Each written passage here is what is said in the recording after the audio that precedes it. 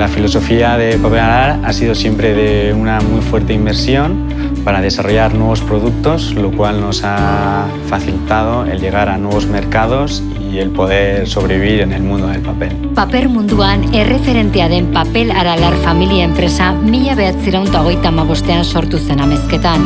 Gaur egun, 3. eta 4. belaunaldiek daramate haren gidaritza, abanguardia teknologikoa maila emanez.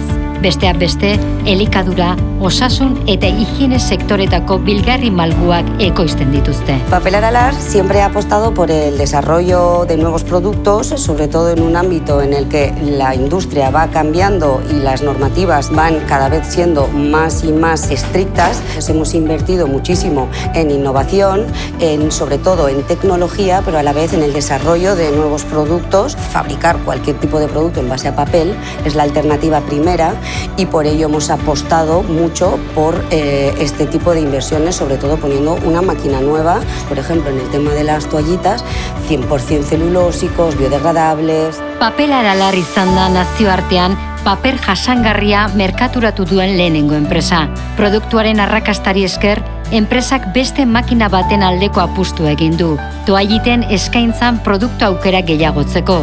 Ibilbide horretan, jasangarritasunaren aldeko neurriak hartu ditu, ingurumenean ahalik eta aztarna gutxien uzteko. Hemos invertido muchísimo en tecnología, por ejemplo, tratamientos biológicos para las aguas, depósitos de emergencia para cualquier incidencia, tanques de homogenización, todo ello siempre hilado también con el bajo consumo de la energía. Tratamientos lo más depurativos posibles y la utilización y optimización máxima de la energía. Todo el material, toda la materia prima celulósica que se trae proviene de fuentes certificadas, totalmente plantadas para ello, lo cual implica la promoción de cultivos de árboles con la reducción del CO2 que ello supone.